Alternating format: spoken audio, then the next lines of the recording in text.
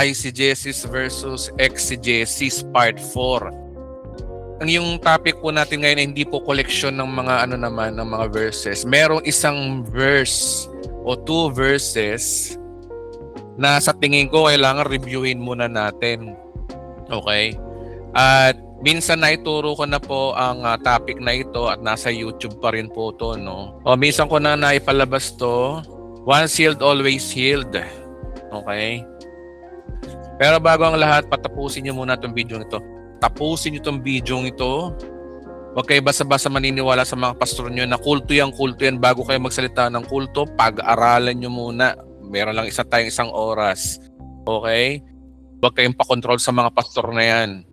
Marami naman darayang pastor ngayon. Yung pandaraya naman nila, hindi naman nila kagustuhan din kasi sila iligaw. At nais ang channel na ito ay buksan ang mga mata, mga nabubulag, maging eye-opener ang channel na ito para sa lahat sa ngalan ng ating Panginoong Jesus. Okay, ito po yung topic po natin ngayon. Pasado ba sa teaching o pasado ba sa exegesis teaching ang once healed, always healed? Isa sa tinuturo ko, mga kapatid, kung naalala nyo, ay yung finished work of Christ, di ba? Mga pinagtuturo ko ng araw.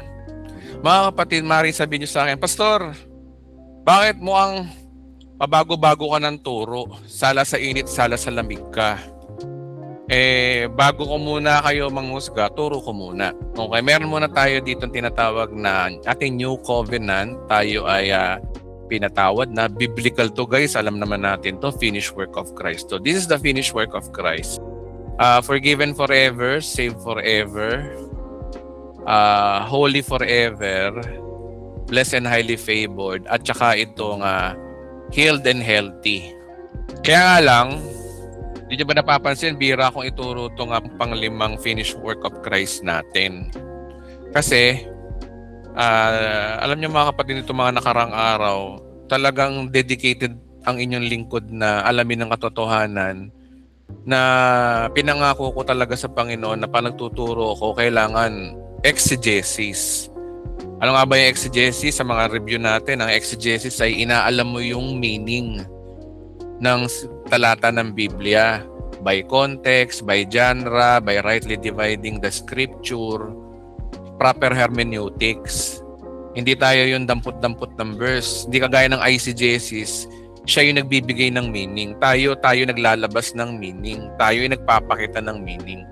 At may nadiscover ako na merong bagay na problema sa kung kasama ba talaga sa finished work of Christ yung kapag na kay Kristo ka na, hindi ka na magkakasakit. Once healed, always healed. Okay? Tanungin ko nga kayo mga kapatid, sino dito ang sumula nung napunta sa grace o nasa pure grace ay hindi na nagkakasakit? Magsabi po ng amen dyan. Magsabi nga kayo. Sige na mga kapatid, mag-say ng amen po. Yung hindi nagkakasakit na, Hindi nakakasakit ako. Basta nagkakasakit pa rin hindi ako. na Imposible. hindi nakakasakit. May hospital ka na nga.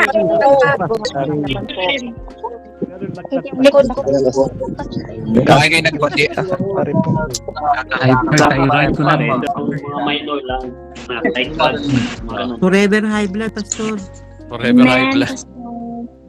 Okay, pag-aralan natin So, ibig sabihin, sa totoong buhay, parang, kasi ito totoo to You are forgiven forever, saved forever. Totoo to.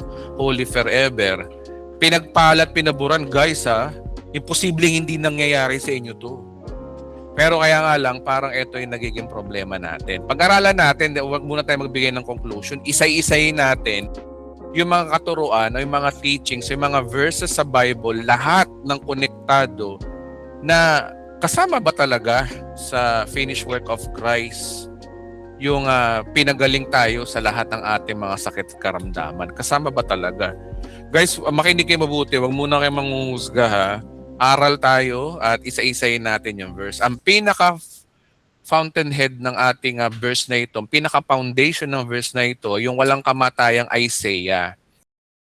Okay, let's start with this one. Interpret the text according to its context. Okay?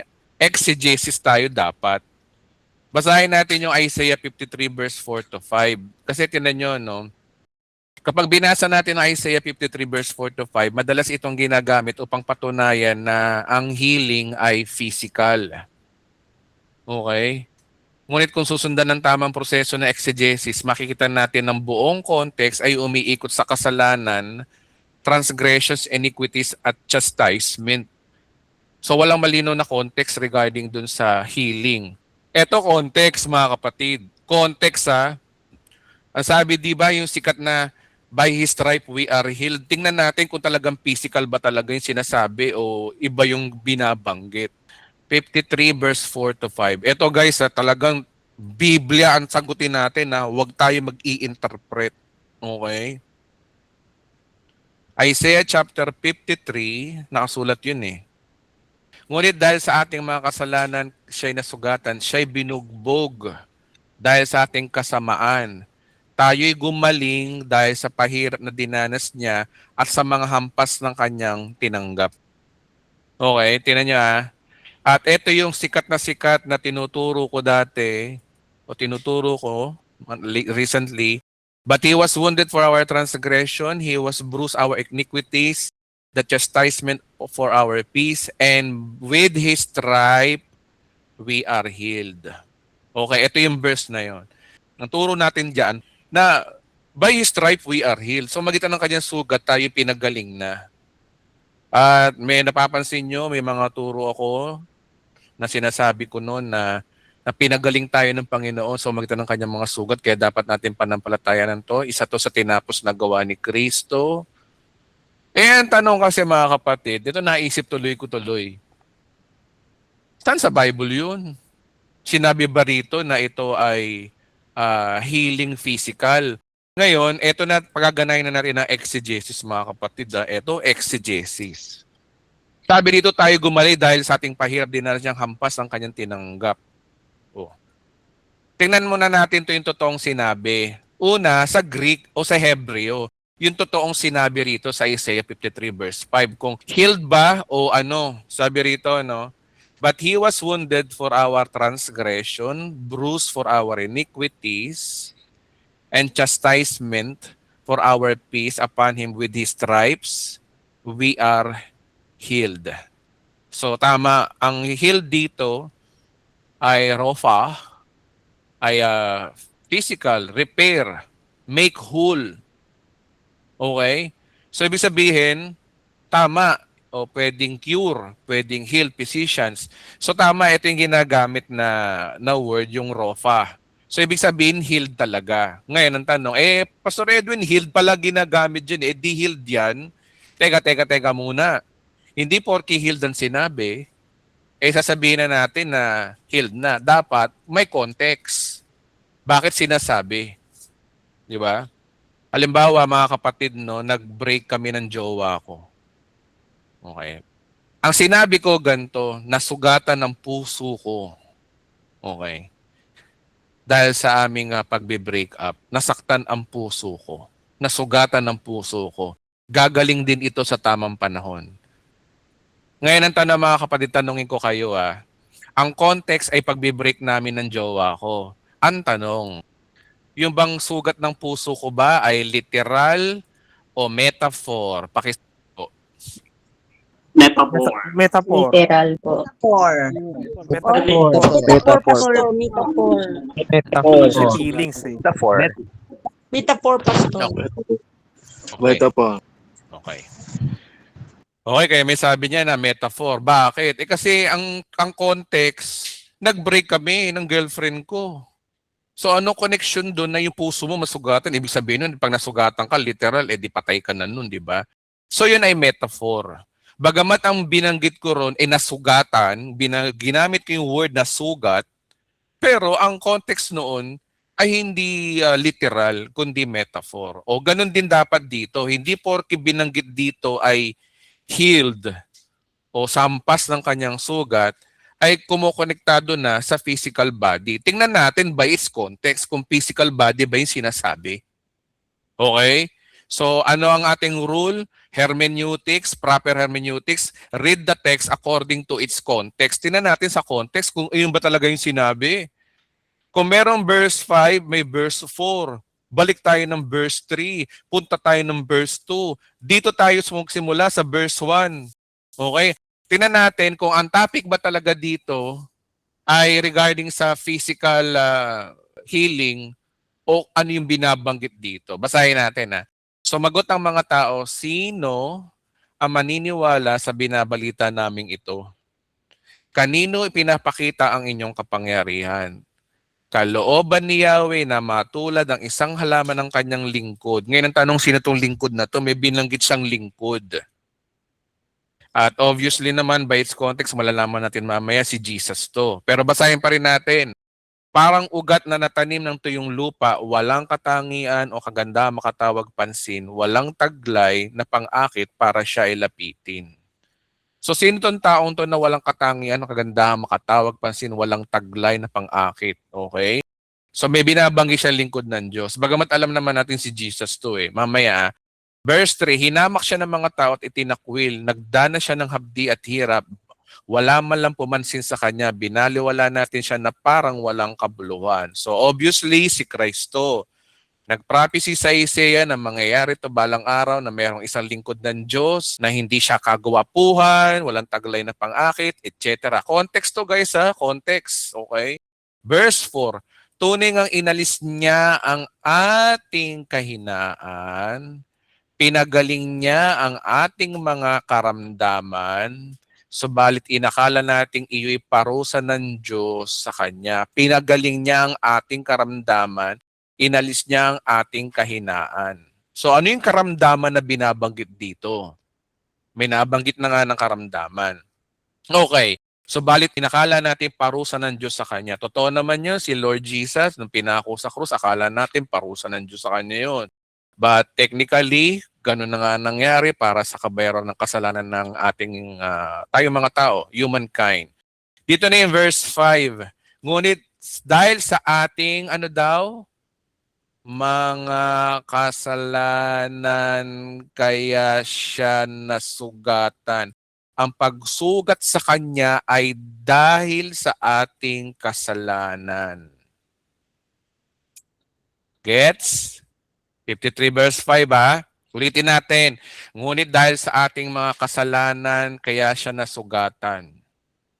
Hindi naman sinabi, ngunit dahil sa ating mga sakit kaya siya nasugatan. Hindi doon Yung sugat niya hindi dahil doon, kundi dahil sa sa ating kasalanan. Linaw, no? Ulitin pa natin. Kasi ayoko magkaroon tayo ng misconception, Exegesis. Ngunit dahil sa ating mga kasalanan. Pastor, sa mga Hudyo yan kahit na si Christ yan kasalanan Basically, ang tinuturo ng Biblia, si Kristo ay namatay dahil sa ating mga kasalanan. All. Diba? All nga all. Kaya wala mamimiloso po sa akin ng mga mid-acts dito na sabihin nyo, sa Hudyo yan, okay? Yung mga overly divided dyan, hindi ganun dapat, okay? Okay, kasalanan ng ating nasugatan. So, ang purpose pala kung ba't siya nasugatan, dahil sa ating mga kasalanan. Siya'y binugbog dahil sa ating kasamaan. Ano ang represent ng katawan ni Kristo na nabugbog? Dahil ba sa ating kalusugan? Hindi kasamaan. Tayo'y gumaling dahil sa pahirap na dinanas niya at sa mga hampas ng kanyang tinanggap. Yung hampas dito, yung binugbog. Okay? Hampas, binugbog. Dahil sa Sa kalusugan ba? Hindi. Ito yung pinaka-main, kasalanan. Yung pahirap na dinanas niya, na kanyang tinanggap, ano yun? Ito yung sugat. Saan pa rin uuwi? Dahil sa ating mga kasalanan. Ano to? Hindi pa tayo magkukulod. Context. Tayo'y lahat ay tulad ng mga tupang naligaw, nagkanya-kanya tayo ng lakad. Ngunit dahil ipinataw ni Yahweh sa kanya ang kaparusahang tayo dapat tinanggap, siya'y binugbog, pinahirapan, ngunit hindi kumibo kahit sa kanyang salita. tulad ng tupang nakatakdang patayin, parang korderong hindi tumutol ni kahit gupitan at hindi umiimik sa man lamang. Mukhang hindi pa nababanggit yata yung kalusugan. Hanapin natin, baka may kalusugan dito guys. Tingnan natin ha. Nang siya'y hulihin at hatulan upang mamatay, wala man lang nagtanggol sa kanyang kalagayan. Siya'y pinatay dahil saan? Sa sakit karamdaman ba? Eto guys, so sakit karamdaman ba? Hindi, sa sala ng sangkatauhan. So ang binabanggit dito, kung sala ng sangkatauhan at kung kasalanan ito, ibig sabihin na binabanggit dito is our salvation. Tingnan natin mga kapatid, baka mayroon pa ritong tingnan natin, baka may pag-asa pa yung physical healing. Siya'y inilibing na kasama ng mga masasama at mayayaman kahit na siya'y walang kasalanan, nagsabi malang kasinungalingan. Sinabi ni Yahweh, ang kanyang paghihirap ay kalooban ko. Ang kanyang kamatayan ay handog para sa kalusugan ba? Para ba sa healing? Hindi. Para sa kapatawaran ng ating mga kasalanan. Dahil dito'y nabubuhay siya na matagal o mabubuhay siya na matagal, makikita ng lahing susunod sa kanya at sa pamagitan niya'y may sasagawa kong aking panukala. Nanapin pa natin guys, baka may pag-asa pa yung healing kasi wala yung healing na inaano natin eh. Verse 11, pagkatapos ng mahabang pagdurusa, muli siyang lalasap ng ligaya, malalaman niya na hindi nawala ng kabulan ng kanyang pagtitiis at tapat kong lingkod na lubos kong kinalulugdan at siyang tatanggap ng parusa ng marami, alang-alang sila'y aking pagagalingin ba? Physical ba? Hindi. Patatawarin. Wala na. O, nasa verse 12 na tayo. Dahil dito, siya'y aking pararangalan kasama ng mga dakila makapangyarihan. Ito sa millennial mangyayari to. Sapagkat kusang loob niyang binigay niyang kanya sarili makabahagi para sa masama, inako niya ang sakit ba natin? Hindi. Inako niya ang mga makasalanan at sila'y idalangin patawarin. So ano ang big idea guys sa tingin nyo? May binanggit bang kalusugan dito mga kapatid? Magsagot nga muna kayo ng amen o no amen. Wala. Verse 5. No, amen. No, amen. No, amen. Wala. No, amen po. Wala. No, amen. Wala Okay. po. Okay. Amen, Pastor. So in Isaiah 53 verse 5, hindi tumutukoy ito sa kalusugan, tumutukoy ito sa ating kaligtasan pa rin. Palakpakan natin si Lord. Okay. Ikalawang teksto. So yung salitang griefs and sorrows ay hindi tumutukoy sa medical condition kundi inner suffering epekto ng kasalanan. Yun yung sinasabi rito. So ibig sabihin ang tinutukoy na healing ay spiritual restoration, hindi physical recovery. Kaya X na po yan, debunk na po natin yan, 1-0 na tayo. Next. Ito, interpret the text according to its context, 1 Peter chapter 2 verse 24. Guys, mahaba itong pag-uusapan natin. Mahaba ito. Kapag pumunta tayo sa 1 Peter 2:4, dito mismo ibinigay ang interpretasyon ng New Testament. He bore our sins. Kahit binanggit na by whose stripes you are healed, malino na ang context ay kasalanan. Kaya ang healed dito ay hindi tungkol sa katawan, kundi sa kalagayan ng tao sa harapan ng Diyos. Okay, isa-isay natin. Sabi ko rito, patunayan mo, Pastor, na yung 1 Peter 2:4 na yan ay hindi tungkol sa healing na naman. Okay, basahin natin. 1 Peter pala yun. Okay. Ito yung pastor magko-quote. Ayan kapatunay na tayo, pinagaling na. Ito yung verse. Basa tayo. Una, sino nagsasalita? Si Pedro. Context tayo Pedro. Ano si Pedro? Hudyo. Sino kausap niya? Majority mga Hudyo. Kaya the way he teach is more on doctrinal about salvation pa rin, na may halo pa rin God's kingdom gospel. Pero anyways, ang binabanggit dito yung kamatayan sa krus. Gospel of grace pa rin to. So ibig sabihin, it's all about salvation, ang possible ng kanyang topic. Basahin natin 1 Peter chapter 2 verse 24. Sa kanyang pagkamatay sa krus, pinasan niya ang bigat ng ating mga kasalanan upang tayo mamatay na sa kasalanan at mamuhay ayon sa kalooban ng Diyos. Okay? So anong topic ni Pedro? Is all about salvation na naman, yung pagkamatay ni Kristo sa krus. Pinasa niya ang ating bigat ng mga kasalanan. So anong topic dito? Pagpasan ng kasalanan. Upang tayo mamatay na sa kasalanan. Titingnan natin to sa Greek. Yung kasalanan dito ay he bore our sins, hamartia. So ang binabanggit dito yung ating estado ng pagiging makasalanan. Okay? Yun ang binayaran ni Kristo. Tsaka yung ginamit dito yung healed ay ayumay, sabihin cure. Okay, alam natin yung Greek. Pero context muna tayo. Context tayo. Ano sumunod nun? Kung salvation to, ano sinunod niya? Kayo'y pinagaling na sa pamamagitan ng kanyang sugat. Ang tanong, ito bang pinagaling ng kanyang sugat? Ito ba'y tumutukoy sa physical o tumutukoy sa spiritual o sa ating salvation, sa ating kasalanan? Tingnan natin.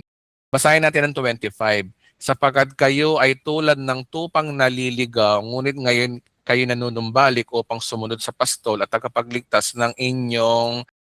Oh guys, hindi naman sandwich na sandwich dito yung healing, pero hindi yung healing pala dito, hindi. At tingnan nyo, context isa-isay natin. O, simulan natin mismo sa context, kahit dito man lamang.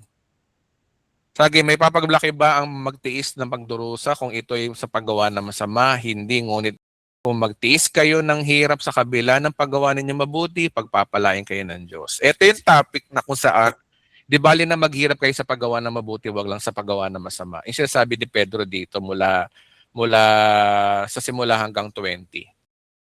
Pagdating ng 21, ito. Ang pagtitiis ng hirap ay bahagi ng pagkatawag sa inyo ng Diyos. Ala, kala ko ba hindi na tayo maghihirap? Kala ko ba hindi tayo magtitiis? Bakit may ganun? Ang pagtitiis ng hirap ay bahagi ng pagkatawag sa inyo ng Diyos. Sapagkat nang si Kristo ay magtiis para sa inyo, binigyan niya kayo ng isang halimbawang dapat tularan. Ano ba yung pagtitiis ni Kristo? Hindi naman namatay siya sa krus. Ano ba yung dahilan kanyang pagkamatay sa krus? Is all about what? Persecution. Persecution. Kaya siya pinako sa krus, na-persecute siya. At sinabi ni Kristo, di ba, walang makakahigit sa alipin ka sa Panginoon. Kung anong ginawa nila sa akin, gagawin din sa inyo. Wherein, yun nga rin nangyari sa mga alagad niya, pinersecute din, pinugutan din ng ulo. Si Pablo, pinugutan ng ulo. Si Pedro, pinako sa krus, pabaligtad. Si Santiago, pinagutan ng ulo.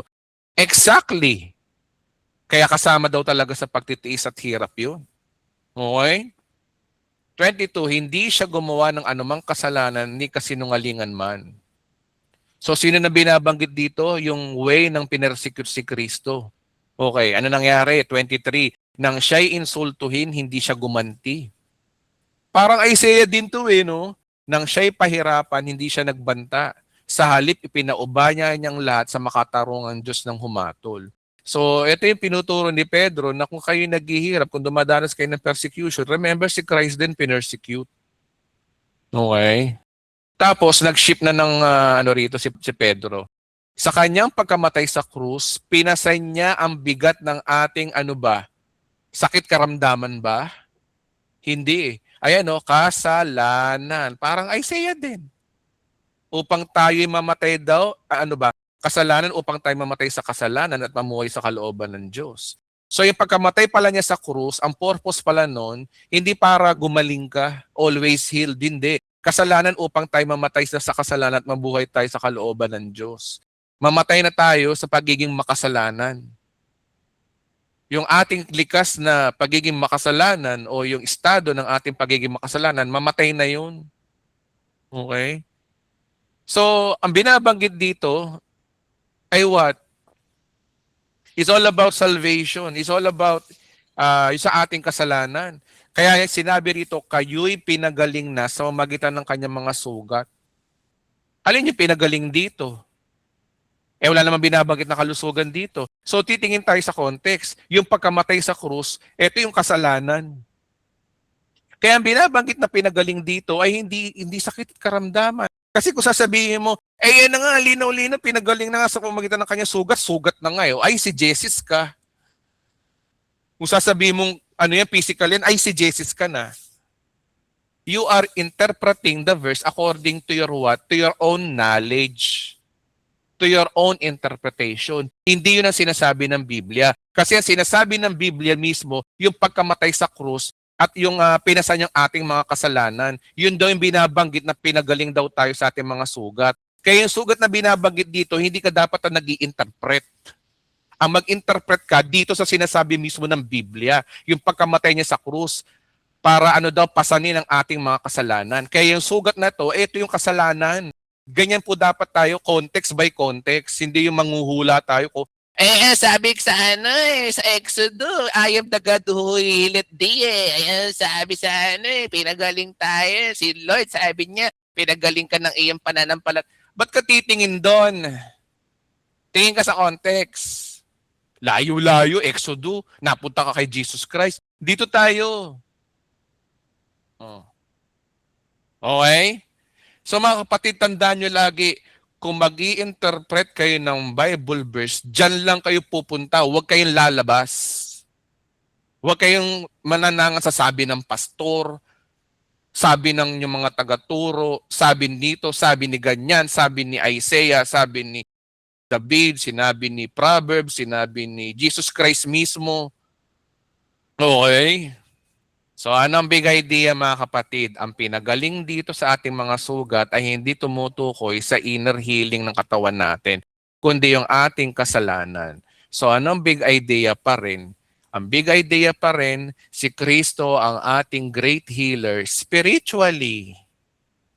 Okay, ngayon pastor, ibig mo sabihin, pastor, ang Panginoon Diyos, si Jesus Christ, wala tayong karapatang gumaling. O yan ang tanong. Ito na. Merong mga verse sa Bible na gumagamit ng salitang salvation o save at saka healing iisa. Kagaya nitong Greek nito, no, itong salvation, yung salvation kasi tinatranslate siya minsan ay zozo. Pag zozo, minsan kasi multi ano siya healing, salvation, save. Ito po yung napag-aralan natin sa mga Bible School, yung mga nag-aral ng Bible School dito. No? Pinag-aralan natin doon, di ba, na ang zozo ay save, ay pwede ring healed.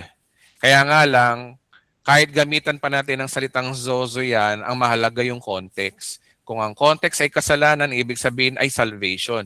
Kung sakit, doon lamang ito nagiging physical healing. So sa mga talatang ito, malino na ang salvation ng tinutukoy sa 1 Peter 2:4, walang kinalaman ang ating kalusugan. Okay? Pastor, paano yan? Ang daming talata sa Biblia na nagpapagaling ang Diyos. Okay, isa-isayin natin. Unahan ko na kayo kung ano yung mga verse na ibabato nyo. Ito yun, no, yung mga verse nyo. Ito na yun, unahan ko na. Okay? Kasi yung mga may nasasabi sa akin, may tinuturo sa Biblia, nagpapagaling. O, basahin natin, isa-isa, Matthew chapter 8, verse 16 to 17. Isa-isayin natin yung mga verse na ipambabato sa akin, pero uunahan ko na kayo. Matthew 8:16. Hindi ako pwedeng magsalita rito na hindi ako sigurado, kaya dapat sisiguraduhin ko talaga. Matthew 8:16, 17. Pastor, ano tong verse na to? Sabi rito, no? Sa gayon, natupad ang sinabi ng mga propeta Isaias. Ano daw? Inalis niya ang ating mga kahinaan, pinagaling ang ating karamdaman. Nang makita ni Jesus sa mga tao, napakaraming tao sa paligid, inutos niya sa mga alagad na magandang tumawid siya. Ayan, no? Ano yan? Natupad. Ayan, tanong. Anong context? Una, Isaiah yan. Binanggit na natin yan na Isaiah. Alam naman natin na Isaiah. Binanggit na kanina. Yung kinote lang ni Mateo. Yung Isaiah 53 verse 5. So alam na natin yan na hindi tumutukoy sa kalusugan, kundi spiritual salvation pa rin. Okay? Ang context, pastor, basahin nyo. Pumunta si Jesus sa bahay ni Pedro at nakita niya ron ang biyenan niya nakaratay na lalagnat. Okay. Tama. Tungkol sa kalusugan nga to. Kasi ang tukoy niya ay nilalagnat. Hinawakan ni Jesus ang kamay ng babae at ito'y gumaling agad. Bumangot nagsimulang maglingkod sa kanya. O tama, context. Tungkol sa kalusugan nga. Next. Nang gabing iyo'y dinala kay Jesus ang maraming sinasapian ng demonyo, sa isang salita lamang pinalaya sa masamang espiritu at pinagaling ang lahat ng karamdaman. So tama, ang context dito, pinagaling ni Jesus ang mga may karamdaman. Kaya kinote ni Mateo, yung sinabi na Isaiah, na alam naman yung sinabi ni Isaiah, alam naman natin tungkol sa salvation yun, pero nag-quote siya, nagdampot din ng verse si Mateo. Pero tama, sa gayon natupad na sinabi ni Propeta Isaiah, inalis niya ang ating mga kahinaan, pinagaling ang ating karamdaman. So ang interpretasyon ni Mateo doon sa sinabi ni Isaiah kanina, hindi tungkol sa salvation, kundi tungkol sa kagalingan. Kasi ang context, maraming pinagaling si Jesus physically. Ngayon ang tanong, ito ba ay sapat na paraan para sabihin mo na kasama sa tinapos na gawa ni Kristo yun? Okay? Kasi dapat natin maintindihan na kaya binanggit itong verse na ito, pinapakita lang ni Mateo yung fulfillment ng prophecy. Nasaan dyan? May sinabi ba dyan na pamagitan ng mga sugat niya, pinagaling ka na? Kung nagpapagaling si Jesus, pagagaling ka pa rin. Ngayon, meron bang ganun? Wala naman eh. Nagkukwento lang naman si Mateo. Ang kinukwento ni Mateo, yung mga nangyaring pagpapagaling ni Jesus ay na-fulfill yung prophecy na sinasabi sa Isaiah. Hanggang dun lang po yun. So anong big idea? May malino ba na sinasabing physical healing ang magpapagaling sa iyo araw-araw? So magitan ng tinapos na gawa ni Kristo? Wala. Walang sinabi dyan. Pangatlo, hindi pa namamatay si Kristo dyan. Wala pang New Testament. Wala pa tayo. Okay? So hindi po nakalagay po yan, magko-conclude tayo. Pag nag-conclude ka, nasasabi mo, ayan sabi ni Jesus Christ, nagpapagaling, tapos natupad ang propesya. So, ibig sabihin, si Kristo, tinupad niya kagaling. Wala na, ay si Jesus ka. Ang tanong kasi, saan dyan? Saan dyan yung sinasabi na ang tinapos na gawa ni Kristo ay kagalingan? Wala pa rin. Actually, ang context ng Isaiah, alam naman natin, na binasa na natin kanina, is all about salvation pa rin. Okay? Okay, next. Meron pang isang verse na maaring gamitin sa atin at maaring gamitin sa inyo sa 3 John chapter 1 verse 2, basahin natin. 3 John 1:2. Guys, mahaba 'to, pasensya na. Mula kay matandang pinuno ng iglesia para kay Gayo na lubos kong minamahal. Mahal kong Gayo, dinadalangin kong ikay sanay nasa mabuting kalagayan at malusog na katawan, tulad ng iyong buhay na espiritual na alam kong mabuti ang iyong kalagayan. Idinadalangin kong ikay sana ay nasa mabuting kalagayan at malusog na katawan. Tingnan natin to sa iba, sa King James. Beloved, I wish above all things that you may prosper and be in health, even as they... greetings lang naman to eh. Porque ba sinabi na you will be healthy? Tinuturo ba dyan ang finished work of Christ ay kasama dun yung pagiging healthy? Wala naman eh, bumabati lang. Parang yung si Pablo, binati yung iglesia ni Cristo, magbatian kayo ng banal na halik, binabati ko kayo ng mga iglesia ni Cristo. Ayan ang ibig sabihin niyan, ang iglesia ni Cristo, ang tunay na iglesia. Parang gano'n ang nangyayari. Okay? So hindi porke nabanggit dyan na prosper and health, tinuturo na dyan, always healed ka na. Nagbabatian lang sila eh. Okay? Nagbabatian lang eh. So, hindi pa rin. 2 down ang verses nila. Next. Greetings. Mark 16 verse 17 to 18. Okay, basahin natin. No? Mark 16 verse 17 to 18. Basahin natin. Ang sumasampalataya ay bibigyan ng kapangyarihang gumawa ng himala. Sa pangalan ko'y magpapalaya sila ng mga demonyo at magsasalita ng iba't ibang wika. Hindi sila maaano kahit dumampu sila ng ahas o minom ng lason at gagaling ang mga may sakit patungan ng kanilang kamay. O ang tanong, sabi rito ang sino mang sumampalataya ay bibigyan doon ng kapangyarihang gumawa ng himala.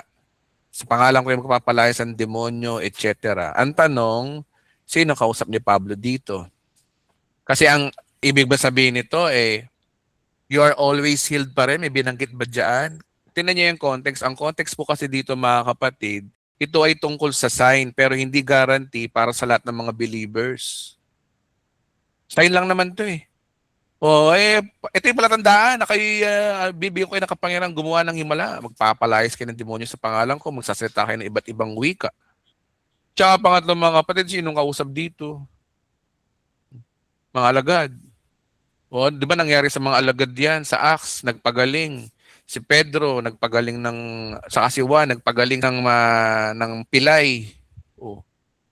Sa harapan ng templo. Si Pablo naman, naghagis ng toalya niya. Maraming gumaling. Totoo naman nangyari yan eh. Kanino nangyari? Sa mga apostol. Sige nga, kung magagawa nyo ngayon yan, sige nga, buhayin nyo yung mga patay dito. Dito sa Marulas, Valenzuela, dyan sa may kabilang kanto. Sige nga. So guys, hindi pa rin. Kahit anong palusot natin, hindi pa rin. Hindi guarantee pa rin yung sinasabing kasama sa finished work of Christ, yung ating always healed na lagi tayong magaling. Okay, next. Ibang verse naman. James chapter 5 verse 14. Tingnan natin James chapter 5 verse 14 to 15. Ito yung mga verse na sabi raw nila kaya natin magpagaling. Basahin natin. James chapter 5 verse 14. Kung kayo'y may sakit, ipatawag ninyo ang mga pinuno ng iglesia upang ipanalangin kayo at pahiranan lang sa pangalan ng Panginoon. Pag-aagalingin ng Panginoon ang may sakit dahil sa panalangin may pananampalataya. Palalakasin siyang muli ng Panginoon at patatawarin sa kanyang mga kasalanan. Tama, totoo po yan. Number 1, ito ba'y konektado sa healing? Check. Tama, check. Ito ba ay, ano ba ang sinasabi riyan? Kung kayo ay may sakit, ipatawag ninyo ang mga pinuno. Kung may sakit daw kayo, ipatawag niyo ang mga elders. Ipapanalangin kayo. Okay. So ipapanalangin lang kayo, papahiran kayo na lang sa pangalan ng Panginoon. Pag ba pinalangin o ano ba, guarantee ba yun, nasasagutin ng Diyos yun? Tanongin ko nga kayo mga kapatid. Pag ba nananalangin ba tayo, guarantee ba lagi? Sino man nagpipray dito na lagi sinasagot ang prayer niya? Hindi po. Hindi. Wala po, Pastor.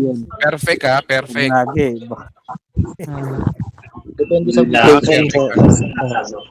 Hindi po lahat. Reluctant yan. Hindi. Hindi. Ewan ko sa mga nag-acting. Sometimes, Pastor. Pero hindi perfect. Sasagot palagi. Hindi guaranteed. Bakit? Mamaya malalaman niyo yung verse mamaya kung bakit kung bakit hindi guarantee. So maliwanag diyan na it depends upon God's permission. Okay? Walang bagay na pangyayari doon sa mundo na hindi niya kalooban. Depende kung anong kalooban niya. Hindi mo pwedeng utusan ng Diyos para magdeklara ka at pasunurin mo ang Diyos. Walang ganun. Hindi ka Diyos, tao ka lang, nilikha ka lang. Biniyayaan lang tayo ng Diyos ang kaligtasan, pinaburan tayo sa lahat ng oras, pero hindi nangangahulugan nun. Lahat ng mga gusto natin ay matutupad. Matutupad nga yun, oo. Pero it takes time pa rin, hindi agad-agad. Meron namang hindi. Kaya hindi rin perpekto na makukuha mo kagad. Ngayon, kung pinalangin mo na may sakit, ang sabi niyan, pagagalingin ng Diyos ang may sakit dahil sa panalangin may pananampalataya. Palalakasin niya muli ng Panginoon at patatawarin sa kanyang mga kasalanan. Tingnan nga natin ito sa Greek. Baka iba yung sinabi. And the prayer of faith shall save the sick, and the Lord shall raise him up. And if he have committed sins, they shall be forgiven him. Then confess your faults one another, pray one another that he may be healed. That effective fervent prayer of a righteous man availed much. Mapalad daw, si James 2, di ba? Okay, so anong context dito? Ang context dito ay prayer para sa may sakit, hindi finish work claim. Ibig sabihin, manual ka pa rin mananalangin, hindi siya matik, hindi kagaya ng favor, hindi kagaya ng kaligtasan, matagal lang nasa iyo.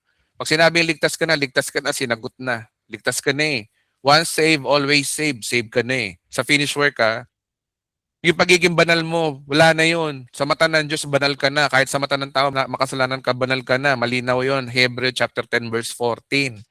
We are the righteousness of God. Malinaw yun. 2 Corinthians 5:21. Righteous na. Okay? So, ibig sabihin, hindi mo na kailangan panalangin nyo, sinagot na. Hindi mo na kailangan panalangin ng Panginoon, iligtas mo ko. Hindi na, ligtas ka na Panginoon, na gawin mo akong banal. Hindi na, banal ka na. Tinapos ni Kristo sa krus ng Kalbaryo yun. Pinatawad na ako. Hindi ka na dapat hingi ng tawad, pinatawad ka na. Pananampalataya namin, tapos na raw eh. Oh. Yung sinasabi ni Pablo, Ephesians 1:6, lahat daw ng mga Kristiyano ay charito. O wala na, finish na rin. May pabor na ang Diyos sa'yo. You once healed, always healed. Malabo yung verse. Kaya hindi guarantee pa rin ang kalusugan natin. Nasa kamay pa rin ng Diyos yun. Mamaya malalaman nyo kung bakit ha. Huwag muna kayo magagalit sa akin kasi iniimay-imay natin eh. Tinitingnan muna natin yung mga verses. Mamaya na kayo magtanong ha. Exodus chapter 15 verse 26, ito ay covenant ng sa Israel, hindi universal promise sa church. Yung sinasabi na I am the God that healeth thee. Ito ay covenant sa Israel. Basahin po natin para malinaw. Baka hindi, iba akala nito tayo kinakausap eh. Exodus chapter 15 verse 26. Okay, basahin natin. Baka meron pa mga taga Pure Grace dito na may agam-agam pa sa Old Testament. Pero sige, basahin na rin natin. Ang sabi niya, kung ako'y buong puso ninyo susundin at kung gagawin ninyo ang matuwid at susundin ng aking kautusan at tuntunin, hindi ko rin paparanas sa inyong alinman mga sakit na pinadala ko sa Ehipto. Akong si Yahweh ang inyong manggagamot. Sa Israel lang pinangako yun na hindi sila magkakasakit. Sino kausap? Tingnan. Context, nagreklamo kay Moses ang mga Israelita, ano ang iyong iinamin namin? Dahil dito humingi ng tulong si Moses kay Yahweh, itinuro sa kanya ang putol na kahoy, kinuha ni Moses at inagi sa tubig na wala ang pait na yon. Doon sinubok sila ni Yahweh at binigyan ng tuntunin. Kailan nangyari ito? Matagal na, Old Testament sa mga Hudyo. Hudyo ka ba? Yung mga Hudyo eh. Okay, 15 verse 26. Yun ang context. Matagal na to, Old Testament to. Kaya nga, kung ako ay buong puso ninyong susundin at gagawin ninyong matuwid ang susundin ng aking kautusan o patay na, may kautusan na. Magpapakahudyo kayo? Ang mga tuntunin, hindi ko paparanas sa inyo ang mga sakit na pinadala ko sa Ehipto. Ang tanong mga kapatid, ang mga Hudyo ba, ni minsan hindi ba nagkasakit? Sa history, mula niyan, sagutin nyo nga ako. Nagkasakit pa rin ba sila o hindi Nagkasakit po. Meron pa. Nagkasakit sila.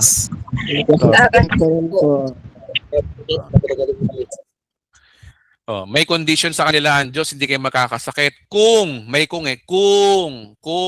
gagawin ninyo ang matuwid at susundin ng aking kautusan. Ang tanong, may nakasunod ba sa kautusan? Wala. Kaya kung hindi nakasunod sa kautusan, may sakit pa rin kayo. Kita nyo na. Wala na makakasunod sa kautusan eh. Pero totoo yan, pag sumunod ka sa utos ng Diyos sa panahon na to at Hudyo ka, hindi ka magkakasakit.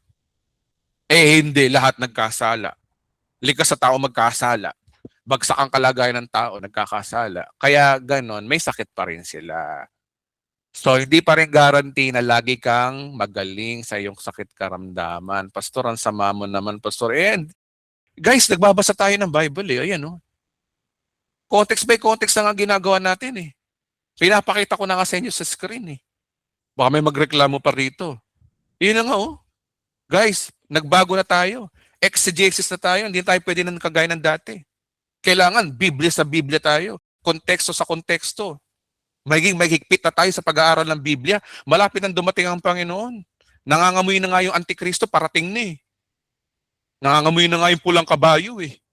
Nung madali na tayo, kailangan na tayo magsabi ng totoo ngayon. Wala akong pakala kung may magagalit sa akin. Nagsasabi lang ako ng totoo. Kasi marami mga pastor ngayon nagtuturo, puro false hope. Binibigyan kayo ng maling pag-asa. Kasi dapat ikumpara natin yung sinasabi ng Biblia at reality. Una, sinasabi ng Biblia, walang ganun. Pangalawa, realidad sa buhay, nagkakasakit pa rin tayo. Ginagamit natin ng Diyos para sa ating mga special power. Wala pong special power ang mga Kristiyano, tao lang mo tayo, nabubuhay lang tayo sa biyaya.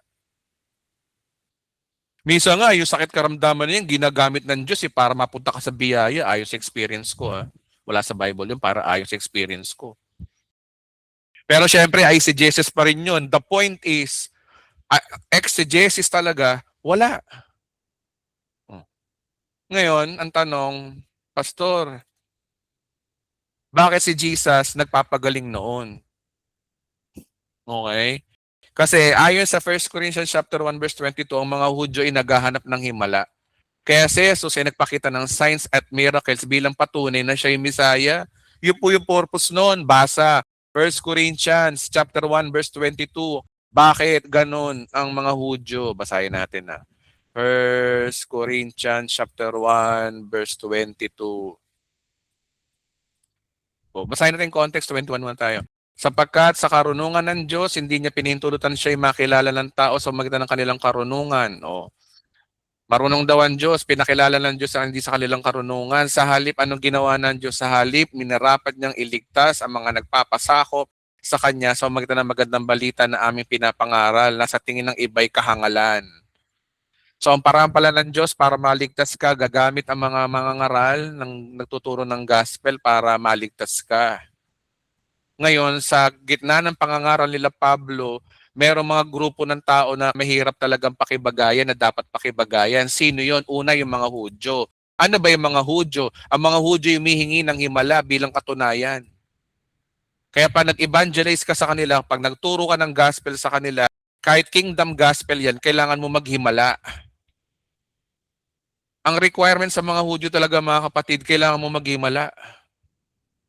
Sa mga Grego, sa mga Hentil, karunungan naman ang hinahanap. Sa tayo naman, kailangan karunungan. Kailangan logic. Pero dito tayo sa mga Hudyo. Ang mga Hudyo humingi ng himala bilang katunayan.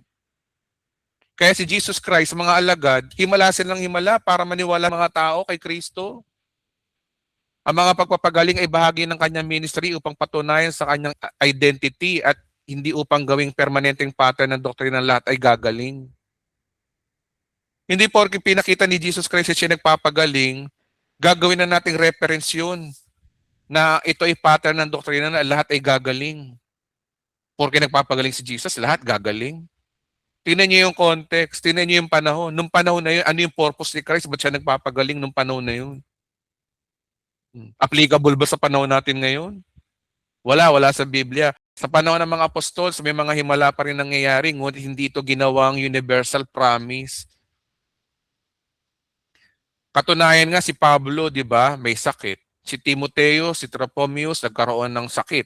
Ibig sabihin, ang miracles ay sign na hindi guarantee. Hindi porke naghihimala si Pablo. So, tingnan nyo nga, meron, di ba, sinasabi si Pablo, di ba, na may sakit si Timoteo. Ano sabi ni Pablo? Sinabi man ni Pablo na padadala ko sa iyo yung tuwalya ko, pahiran mo sa sarili mo para gumaling ka, ganun ba? Hindi, ano sabi ni Pablo? Timoteo, uminom ka ng alak. Tapos si Pablo, sinasabi niya, meron siyang thorn of the flesh. So ano ibig sabihin? Hindi perpekto ang kalusugan talaga pagdating sa ating mga Kristiyano. Mamaya malalaman nyo kung bakit gano'n ang ginagawa ng Diyos. Hindi niya sinama yung ating kalusugan. Malalaman nyo mamaya. Malalaman nyo. Patapusin nyo muna ito, mga kapatid.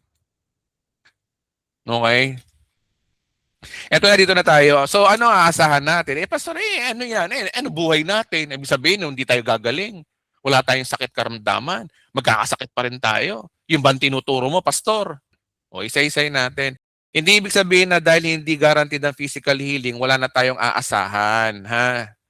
Ang aasahan natin ay ang Diyos, ang kanyang kalooban, hindi ang sarili nating gusto.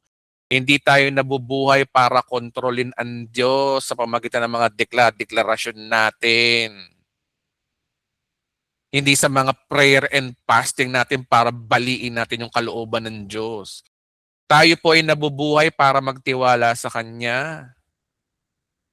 Yan ang dapat nating asahan. So anong big idea? Hindi ikaw ang kokontrol sa buhay mo. Ang Diyos pa rin na may kontrol sa buhay mo. Kasi maliwanag sa Romans 8:28, lahat ng bagay ay nagkakalakip-lakip sa ikabubuti daw natin. Meaning, kung may sakit ka man o wala, kung gumaling ka man o hindi, ang Diyos ay kumikilos pa rin para sa ikabubuti mo. Kung nagkasakit ka ngayon, ikabubuti mo raw yun. Sama mo naman, Edwin. Bigyan kayo ng halimbawa. Bakit nagkakasakit? Alam mo naman, diabetic ka, inom ka pa ng inom ng alak, kain ka pa ng kain ng ice cream. Oh, sino may kasalanan? Ang Diyos pa rin ba? Ano, gusto mo na i-exempt ka ng Lord. Na kahit uminom ako ng ice cream, hindi ako maano. Dahil kasi ang reference mo, kahit uminom ako ng lason, na out of context naman, wala rin. Hindi po ganun ang Diyos. Hindi po parang genie. Na kung ano hingin mo, your wish is my command, hindi mo alipin ang Diyos, alipin ka ng Diyos. Lilikha ka lang. Hindi mo siya pwedeng pangunahan. Tandaan po natin mga kapatid, hindi porki charito tayo, pangungunahan na natin ng Diyos. Diyos pa rin siya. Siya pa rin na masusunod. Pero ang maganda lang sa Panginoon, kahit Diyos siya at siya nasusunod, ang pangako niya, ayan, no, ikabubuti daw natin yung mga mangyayari daw sa atin.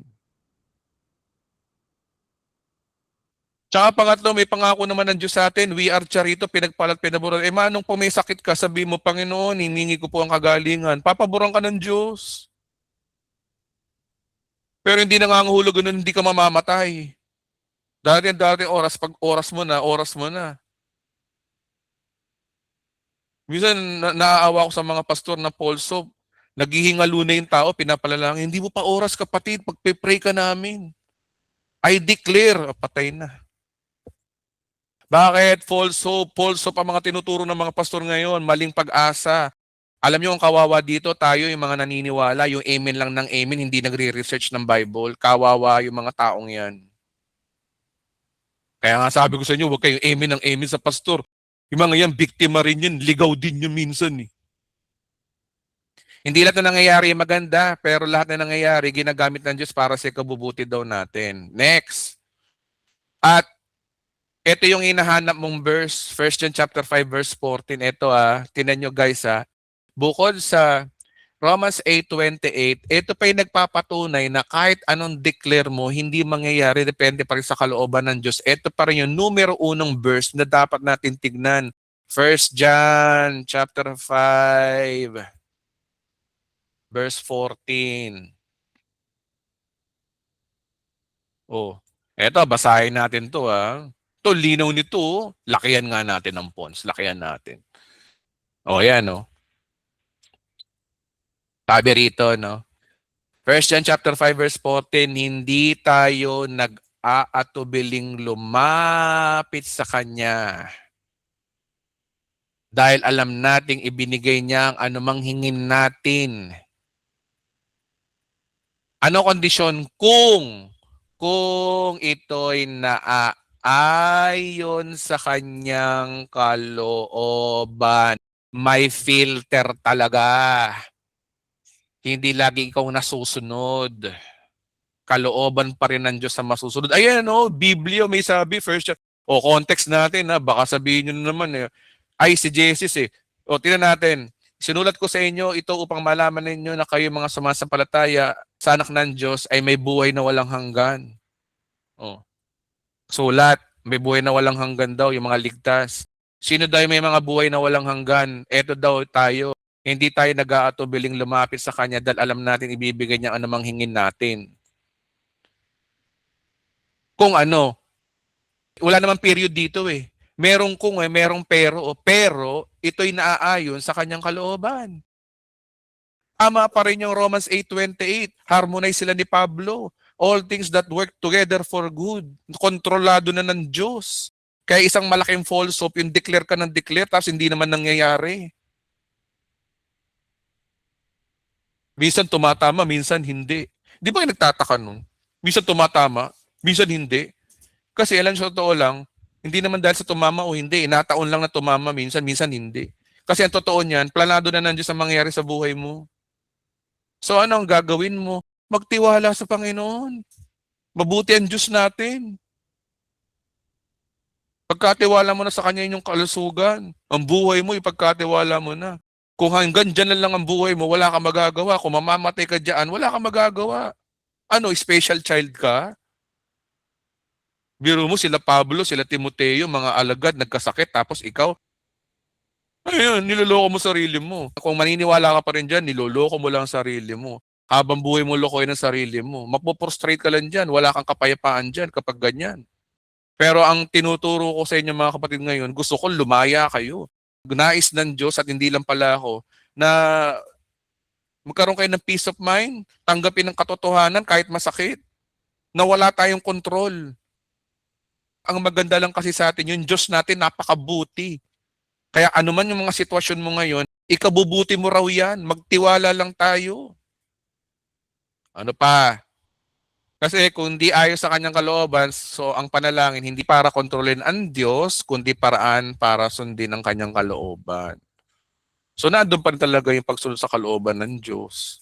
So anong big idea? Ang finished work ni Christ ay tungkol sa pagtapos ng problema ng kasalanan. Yung tinapos na gawa ni Kristo sa krus ng Kalbaryo, pagtapos ng problema sa kasalanan, hindi garantiya na hindi ka na magkakaroon ng sakit sa katawan. Ang healed by His stripes ay hindi tumutukoy sa physical healing, kundi sa spiritual restoration ng tao sa Diyos. Hindi tayo nagdadala ng bagong revelation, pinapaniwalag naman po natin yung kanina nakasulat, mga kapatid. Kaya ang tunay na natanggap natin sa krus ay yung kapatawaran ng ating kasalanan at pagiging tama sa harapan ng Diyos. Pero hindi pa nga kung hindi tayo magkakasakit. So, Pastor Edwin, ibig mo sabihin, prone pala ako sa sakit? Oo. Kaya ano pa rin ang big idea? Payo ko bilang pastor, ingatan nyo yung kalusugan nyo. Hindi yung porke may faith ako. Kahit kumain ako ng bawal, kahit pinagbabawal sa'yo, kakain ka. Bawal na nga sa yung manigarilyo. By faith, I am healed by His stripe, hindi ako maaano. Marami mga ganyang Kristiyano.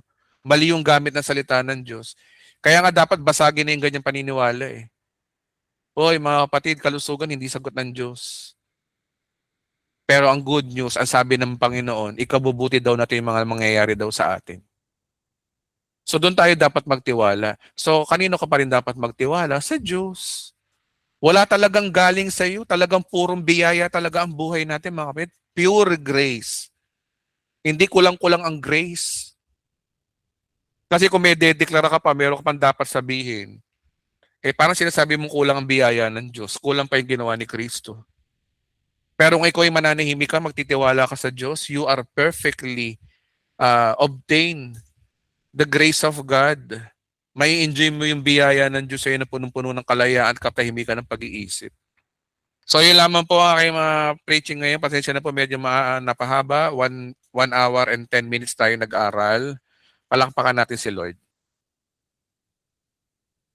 Sagutin natin to si Geoffrey Garcia. Last yung dinuguan ko na di ako nakakain mula nung naborn. Favorite ko pa naman yun. Sa full grace po ba pwedeng kumain? Hindi po sa full grace, kapag nasa Panginoon ka na po, malaya ka na po. Pwede naman. Alam niyo mga kapatid, walang bawal sa kay Kristo. Hindi na tayo parurusahan ng Diyos. Kaya nga lang, kung bawal sa kalusugan mo, bawal yan. Kung may high blood ka, kain ka ng dinuguan, di bawal sa'yo. Pero yung Diyos, di nakikialam sa kinakain mo, tinapos na yun. Nakay Kristo ka ni. Saan sa Bible? Basa, Romans 8:1. Common guys, oh. Common. Kaya nga hindi na hatula maparusahan na nakipag-isa na kay Kristo. Wala ka na. Wala na ako.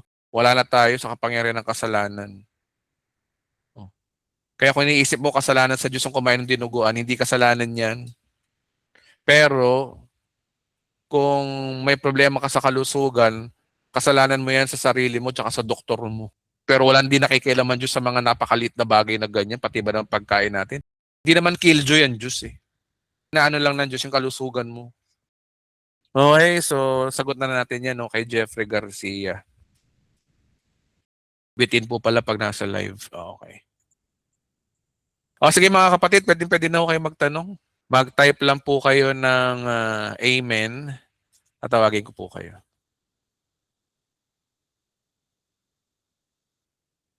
So tinan nyo, pag ganito ang kaisipan natin, matututo ka na mag-alaga sa sarili mo. Hindi kagaya dati, by stripe we are healed naman, kaya pwede na akong uminom. Kahit na may sakit ako. Di ba? Pero ngayon nalaman nyo na hindi pala sagot ng Diyos ang kalusugan natin at prone tayo sa sakit, mag-iingat na kayo sa kalusugan nyo. Magpapacheck up na kayo sa doktor. Alalahanin yung kalusugan nyo, pati ng pamilya nyo. Kakain na kayo ng tama. Kakain na kayo ng healthy pagkain. Hindi kagaya dati, porque once healed, always healed ang paniniwala, abusuin mo yung kalusugan mo. Sige, si Emil Madrona, pwede na po kayo magtanong, kapatid.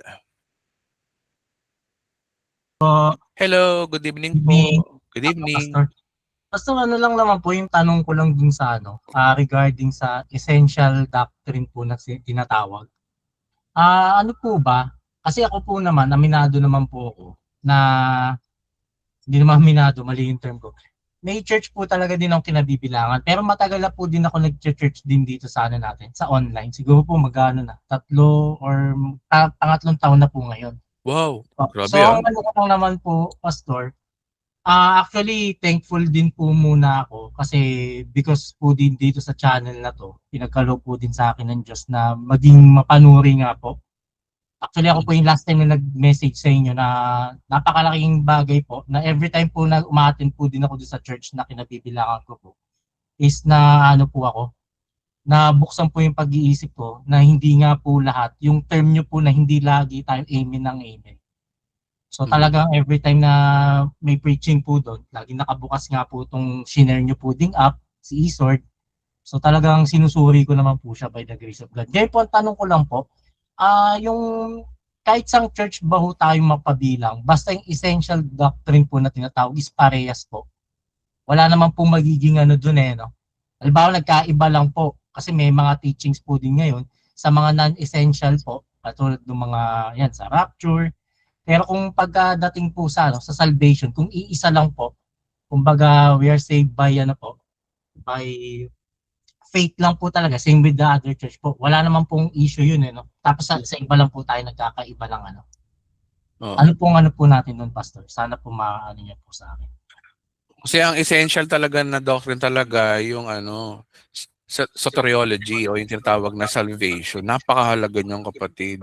Apo. Kasi baliwala ang pagiging Kristiyano mo kung sablay ka dun sa kaligtasan mo, hindi ka sigurado.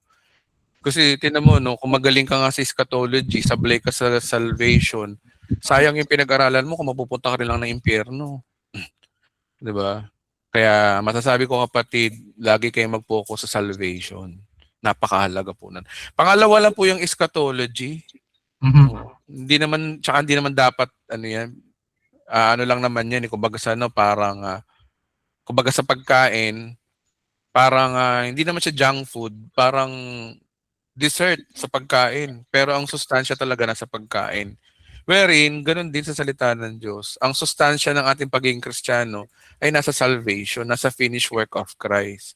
Pero yung mga eschatology, mga ganyan, mga kapatid, wala na yan. Ano lang, parang libangan na lang natin. At paghahanda na rin siguro. Okay naman yung paghahanda. Pero wag naman dumating yung time na tayo ay magkakapatid sa Panginoon, pinag-aawayan natin yung eschatology na yan. Marami na nag-away dyan eh. Kaya yun lang masasabi ko, kapatid. Kasi po yung actually po sa family po namin, dalawa pa lang po kami nung daughter ko po na nakakilala po or na born again po natin. Tapos po yung mga relatives ko po until now is they are in Catholic pa ho. Pero namulat naman po, katulad po yung sa mother ko na lang po, is natuto na ho din siya. Yan, basa po ng Bible and eventually po, natuto ho din siya or naunawaan niya ho din na by faith lang po din talaga yung Pero still, until now din po, is nag-church pa din siya sa Catholic.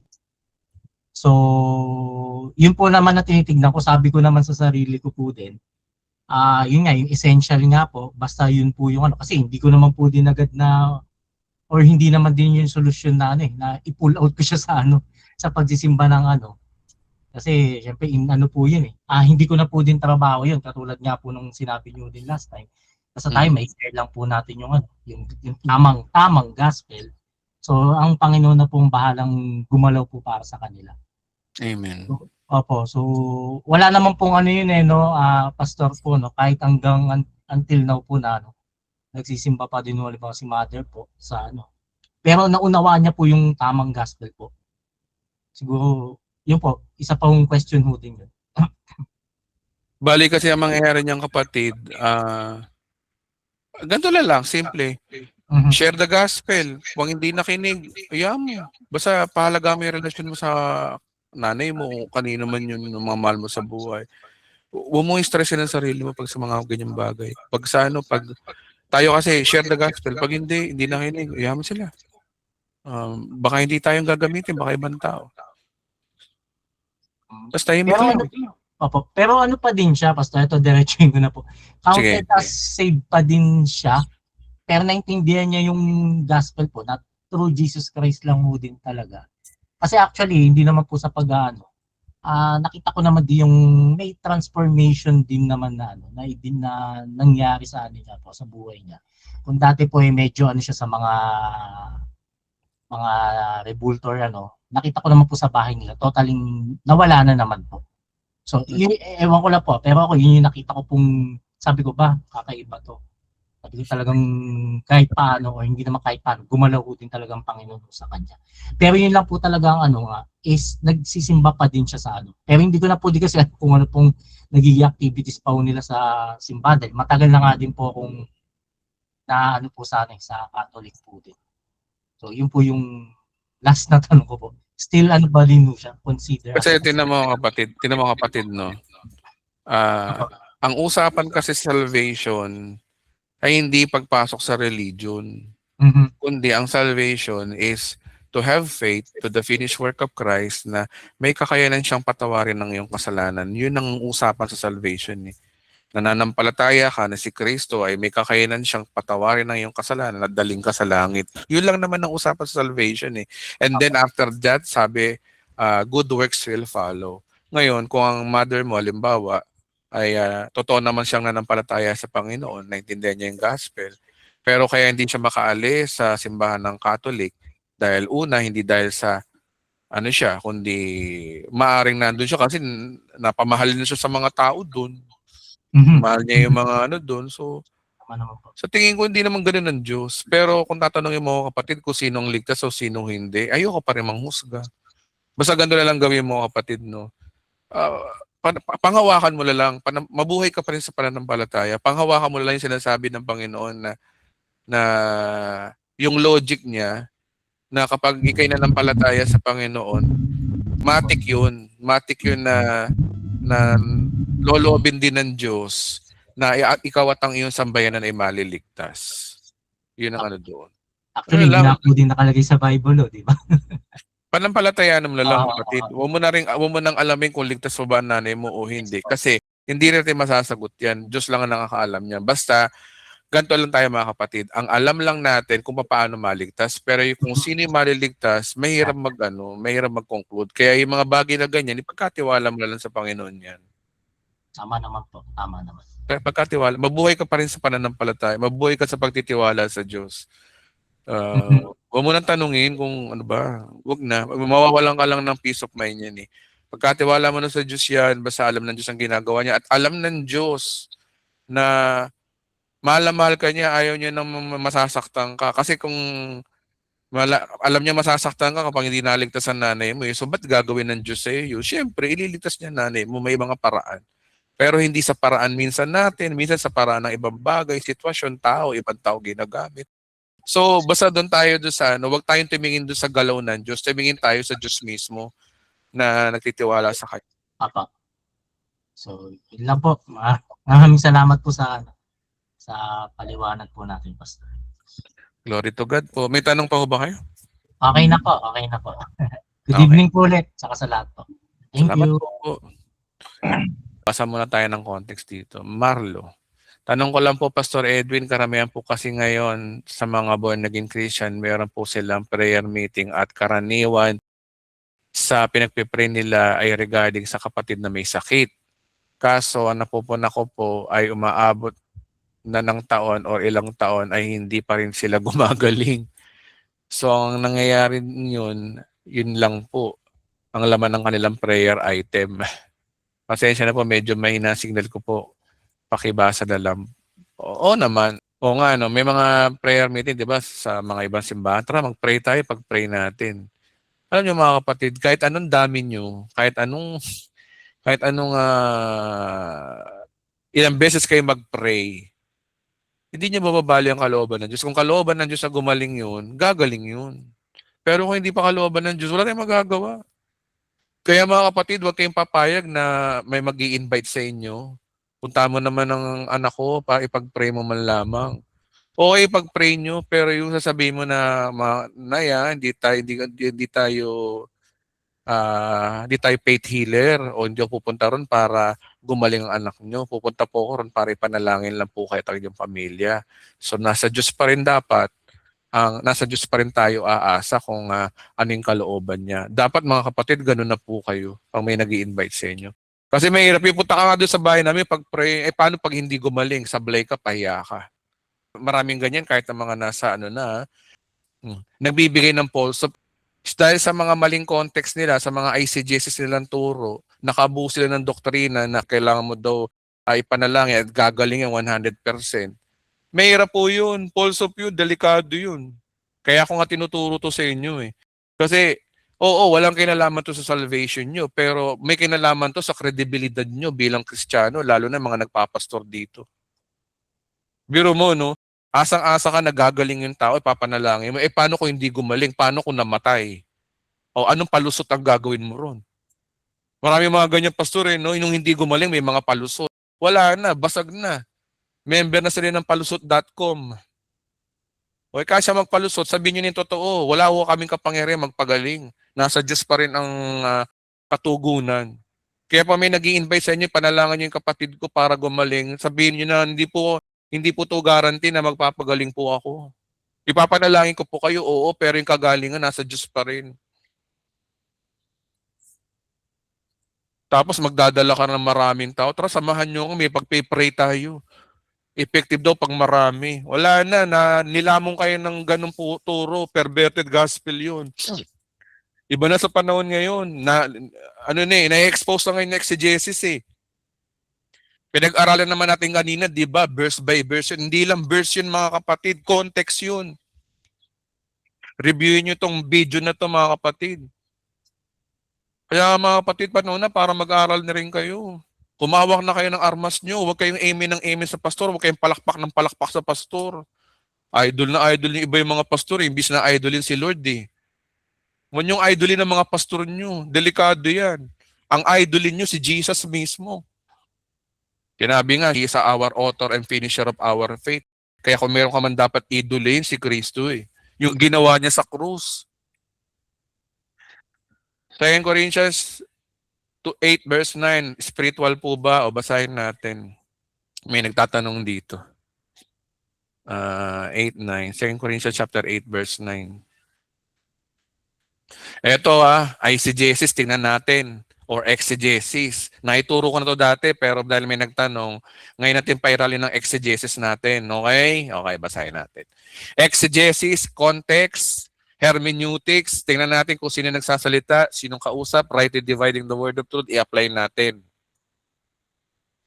Hindi kaila sa inyo ang kagandahang loob ng ating Panginoong Hesukristo na kahit na mayaman, naging mahirap siya upang mapayaman kayo sa magitan ng kanyang pagiging mahirap. Ang tanong, anong kahirapan ba ang binabanggit dito? Ito ba ay kayamanang espiritual o kayamanang physical? May nagtuturo ng ganito. Kahit ako tinuturo ko ito, di ba dati? O ngayon, nire-reviewing ko nga ito. Tingnan nga natin mga kapatid, samahan nyo ako. Pareho tayo nag-aaral. Kahit ako, wala akong idea. Tinanong lang to sa comment section. Ngayon, ang maganda lang sa atin, meron na tayong sistema. Hermeneutics. Tingnan natin yung context. Ngayon ang tanong, ang kayamanan ba binabanggit dito ay kayamanang physical ba? O kayamanang spiritual ba? O yung metaphor? Tingnan natin. Una, context. Hindi mo na context. Tingnan mo natin sa Greek, yung word na yaman dito. Okay? Tingnan natin sa Greek, ha? Okay, tingnan natin. For ye know the grace of our Lord Jesus Christ, that He was rich, yet for our sakes He became poor, that He through His poverty might be rich. Yung rich dito, tingnan natin sa Greek. Yung rich dito ay pliosos, means wealthy. Figuratively abounding. Ay, wealthy nga. Yaman talaga. Okay? yaman. So literal na yaman. Pero ang tanong, kahit ba ito'y literal na yaman, kagaya natin, sinabi ko kanina, hindi porke literal ang binanggit dito, dapat kung ano yung kinasabi ng context. Yung context ba nagtuturo din ng literal na physical ba ito na kayamanan na pangako ng Diyos? O ito ay spiritual? Tingnan rin natin. Pero confirm na ginamit dito. So baliwala rin pala kahit malaman mo yung ano yun, yung totoong sinabi kung wala naman sa context, di ba? Okay. Poverty uli. Oh. Kia, beggary. Naging mahirap siya, poverty, naghirap. Okay. Pwedeng might be rich. Poverty might be rich. Okay, so malinaw na puro literal to. So ang totoong sinasabi dito, hindi kaila sa inyo ang kagandang loob ng ating Panginoong Jesucristo na kahit mayaman siya, literal naging mahirap siya. Literal naging mahirap upang mapayaman kayo. Sa magitan ng kanyang pagiging mahirap. Ito maraming tinuturo ko rin dati dito na posible kang yumaman dahil sa tinapos na gawa ni Kristo, di ba? Kasi literal daw to. Literal ba talaga? Tingnan natin by context. Kung merong 8, merong 7. Kung merong 7, merong 6, merong 5. Baba tayo lahat. Okay. Okay, dito na tayo. Mga kapatid, verse 1. Mga kapatid, nais namin malaman ninyo ang pinakitang kagandahan loob ng Diyos sa mga iglesia sa Macedonia. Dumanas sila na matinding kahirapan at ito'y isang mahigpit na pagsubok sa kanila. Okay, yung kahirapan binabanggit dito na konteksto ay hindi spiritual, literal. Okay?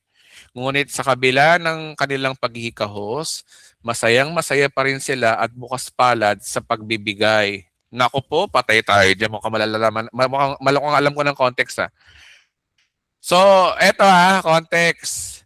Ang topic ni Pablo rito sa mga taga-Korinto ay hirap, tapos pagbibigay.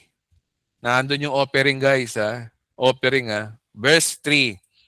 Sila'y kusang loob na nagbigay. Ako, hindi lamang sa abot ng kanilang kaya, kundi higit pa. Alam ko ito sapagkat mahigpit nilang pinakausap sa amin na sila'y bigyan ng pagkakataong makatulong sa kapatiran ng Jerusalem. Mga kapatid, tanungin ko nga kayo, ano ang topic ni Pablo dito? Tungkol ba sa offering o tungkol sa spiritual na kayamanan? Say po ng amen kung offering.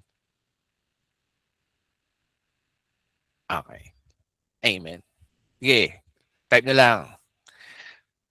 7 tao pwede na ako magsimula. Okay, lahat nag-amen. So, ibig sabihin mga kapatid, ang topic ni Pablo dito tungkol sa offering Wala akong magagawa. Yan ang sinabi dito. Kahit ayoko ng topic na to, yan, binubuksan ng Diyos Ewan ko ba, binalagay ako ng Diyos dito. Sige. Okay, verse 5. At higit sa inaasahan namin, inilaan nila ang kanilang sarili. Una sa Panginoon at pagkatapos sa aming mga kalooban ng Diyos. Inasa namin na inilaan nila ang kanilang sarili na una sa Panginoon. Okay. Kaya verse 6, kaya't pinakayusapan namin si Tito dahil siya ay nagsimula ng gawain ito na kayo tulungan niya hanggang malubos ang pagkakagawang gawa sa inyo. Okay. So pinadala niya si Tito roon para makatulong. So ito ay usapan tungkol sa may halong pagbibigay sa mga tulungan ng mga Kristiyano nung araw. Okay? At si Tito, pinadala nila para sa gawain naman, sa usapang ministry naman yon. Verse 7, subalit habang kayo'y sumasagana sa pananampalataya, sa pagpapahayag, sa kaalaman, sa kasipagan, at sa inyong pag-ibig sa amin, sa aming pag-ibig sa inyo, sikapin din ninyong manguna sa pagkakawang gawa. Ayan. Okay. Verse 8, hindi sa inuutusan ko kayo, sinasabi ko lamang sa inyo ang ginagawang pagtulong ng iba upang masubok ang katapatan ng inyong pag-ibig. Wala offering talaga to. Ayoko ng topic na to. Wala context guys Oh, kita niyo naman, kahit ayoko, di ba? O, yan ang context eh. Oh. Yung prinsipyo na pagbibigay ang sabi dito. Bali-balik na rin natin. Hindi ko inuutusan kayo, sinasabi ko lamang sa inyo ang ginagawang pagtulong ng iba upang masubok ang katapatan ng inyong pag-ibig. Sa bagay, malawak tong word na pagtulong. Pwedeng hindi pera. Kaya nga lang kasi, dinanas nila matinding kahirip, pagsubok ngunit sa kabila na pagiging masaya pa rin sila at bukas sa palad sa pagbibigay. Bukas palad, pinipilit ko talaga malaman kung ito ba ay offering eh. Kaya natin ito sa Greek verse 2, ay sa King James. How that in great trial of affliction of joy, abundance of their joy, the deep poverty abounded unto riches, their liberty. Hindi naman binanggit ang offering sa King James eh. Kayo talaga. Dumanas sila ng matinding kahirapan at sila ay maigpit na pagsuksa nila, ngunit halos sa kabila masaya pa rin sila at bukas palad sa pagbibigay. Guys, sablay na naman ang translation. How that in a great trial of affliction, abundance of their joy, their deep poverty abounded unto the riches of liberality. Yung pagiging liberality, hindi walang malinaw kung ano yung tulong. Ito ba'y tulong pinansyal o tulong na ano pa man, basta tumutulong. Yun ang sinasabi rito. Huwag na tayong lalagpas sa nasusulat. Kasi kung sasabihin natin na ang tulong na binabanggit dito ay pera, wala na, eisegesis na tayo. Okay? So, doon lang tayo. Pag sinabing tulong, nagtutulungan sila. Okay, so ang topic ni Pablo rito, pagtulong ng church. Walang binabagit na pera. Oh. Pero kung ako yung pastor na mahilig sa pera, ititwist ko to. Pero hindi pwede. Exegesis tayo eh, pinangako ko sa Diyos to eh. Okay, hindi sa inuutusan ko kayo na sinasabi ko lamang sa inyo na ginagawang pagtulong ng iba upang sa pagsubok ng katapatan ninyong pag-ibig, hindi kaila sa inyo. Ayun na, binanggit ito, kay gandahang loob ng ating Panginoong Hesus, kahit siya mayaman, naging mahirap siya upang mapayaman kayo sa magitan ng kanyang pagiging mahirap. Okay. Binanggit dito yung sacrifice si Kristo na dahil sa kanya na nagpakahirap siya para daw tayo yumaman. Ngayon ang tanong, ito yung verse 10, ito yung magpapabago ng buhay natin. Verse 10. Kaya ito ang payo ko. Payo lang to guys ipagpatuloy ninyo ang inyong pag-iipon ng kaloob na sinimulan ninyo nung pang 1 taon. Wala, kaloob talaga. Tingnan natin sa King James, baka hindi offering.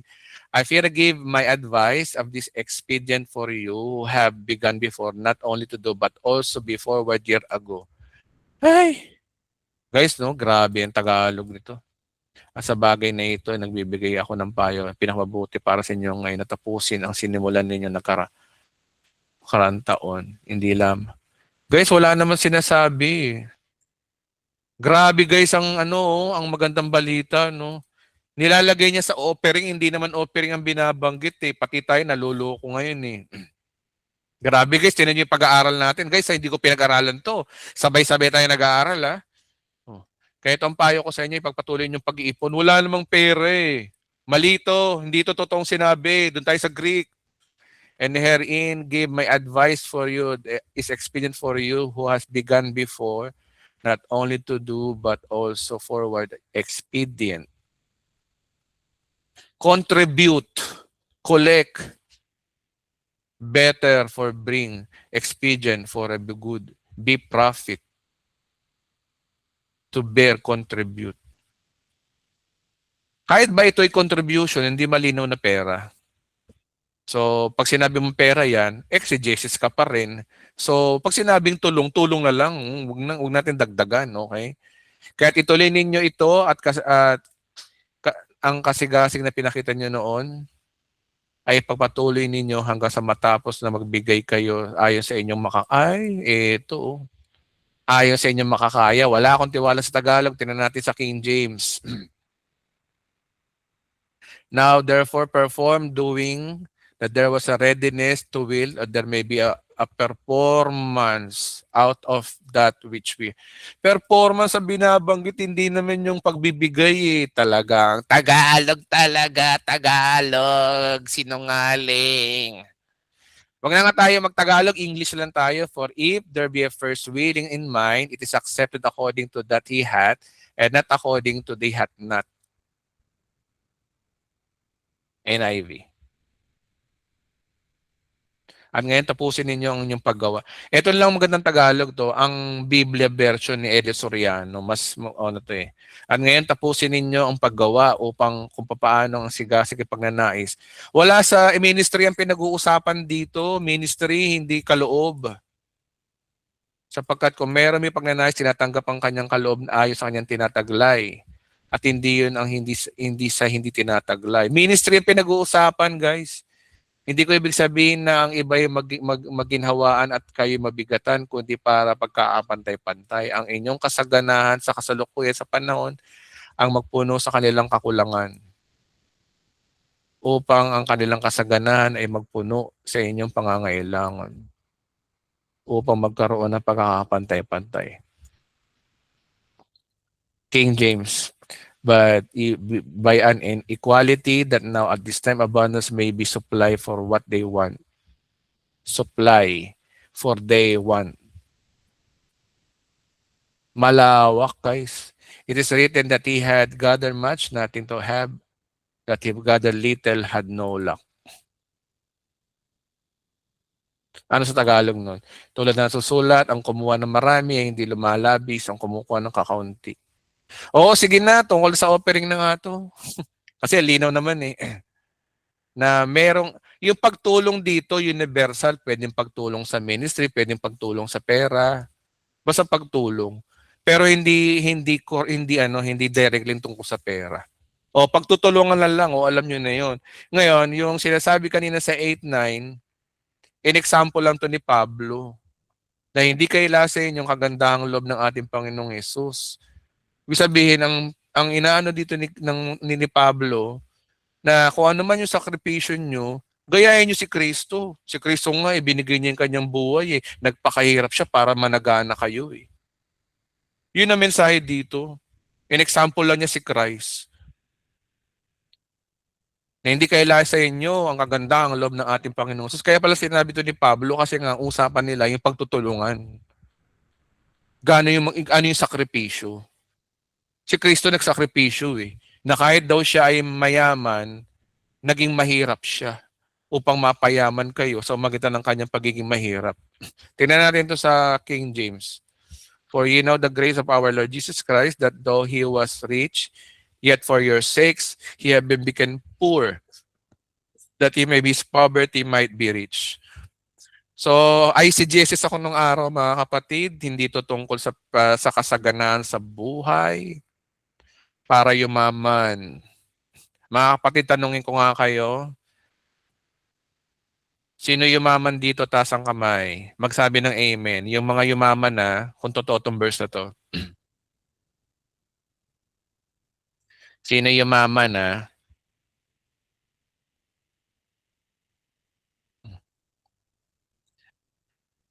So, ang sinasabi rito ay ibig sabihin, in example lang ni Pablo yan, dahil kasi sa buong context ng sulat niya, yung pagtutulungan nila sa simbahan. Sakripisyo kayo, sakripisyo rin kami. Parang ganun eh. O magsakripisyo kayo, sakripisyo rin kami. Ginagawa namin to para sa inyo, salamat sa inyong mga ginagawa. Ginagawa namin ang part namin na ito sa ministry, salamat sa inyong tulong. At hindi kaila sa inyo yung ginawa ni Kristo. Pareho ng ginagawa nyo. Ginagawa natin. Ang inspirasyon natin si Kristo. Ano ba ang ginawa ni Kristo? Siya ay mayaman, nagpakahirap para sa atin. So ibig sabihin, salamat sa inyo, sa inyong mga tulong, salamat sa inyong pagtutulungan. Yan ang mensahe po ng 2 Corinthians chapter 8 verse 9 to 10. Hindi yung turo ko dati. Ayun. Mga kapatid, magtataka kayo, Pastor, bakit pa bago-bago ka ng turo? Bakit ganyan? Mga kapatid, kasi mga kapatid, alam nyo naman yun ang natutunan ko. Natutunan ko rin yun, alam nyo na kung saan ko natutunan yun, alam nyo na. Pero dahil nabago na nga ang sitwasyon ko, naging independent na tayo, malaya na ako mag-research kung ano yung gusto kong i-research ng katotohanan. Wala nang kumokontrol sa akin. Kontrolado na ako ng Panginoon. Kaya nang after a few months, natuto ko na hindi, kailangan wag ako maging bias, hindi ako dapat maging loyal doon sa kung saan man ako nag-aral. Dapat tingin tayo mismo sa sinasabi ng Biblia, hindi sabi ng pastor. Kaya ngayon ito natututunan ko ngayon, guys. Exegesis. Sa biyaya ng Panginoon.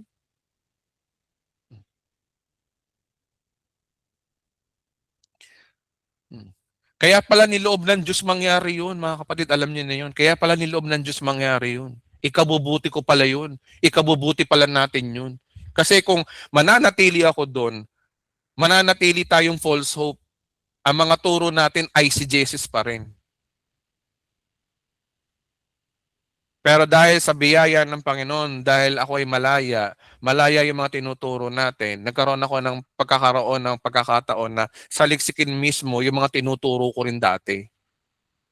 So ano pa rin ang conclusion? Romans 8:28 pa rin. All things that work together for good. Lahat daw na nangyayari daw sa atin, kabubuti daw natin. Lahat. Lahatin nyo na lahat. Lahat. Yung mga nangyayari sa akin, lahat. Yung nangyayari sa inyo, lahat. Pati yung pagkakainig nyo ngayon dito, pati yung panonood nyo ngayon dito, lahat. Kalooban ng Diyos, sabay-sabay tayo. Kaya tignan nyo mga kapatid, no?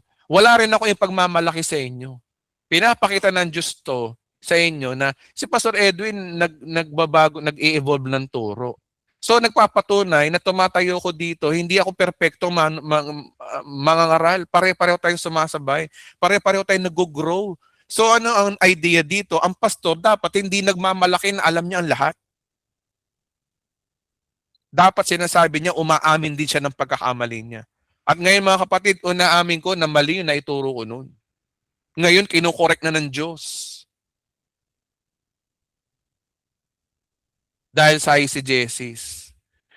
Pag ang pastor marunong tumanggap ng pagkakamali, yan yung totoong humble talaga. Pero pag yung pastor, kinatigasan niya na, porque naituro niya na, tapos hindi siya magbabago ng turo, guys, delikado yan. Diligaw kayo ng ganyan.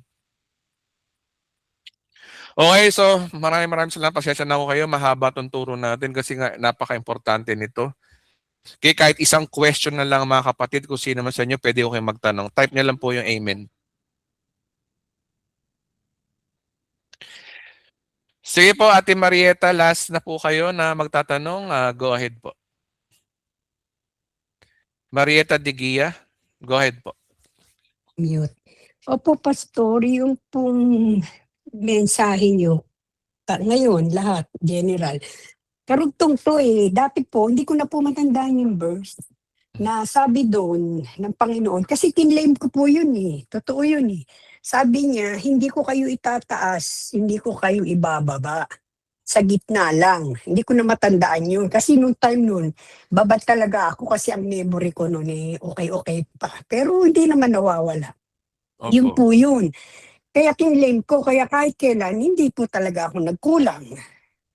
Di ba po? Hindi ko na po matandaan kung nabasa niyo po yun. Meron po yun sa Bible na hindi ko kayo itataas, hindi ko naman kayo ibababa. Parang nasa gitna lang po tayo. Yun ang sabi niya doon sa Bible.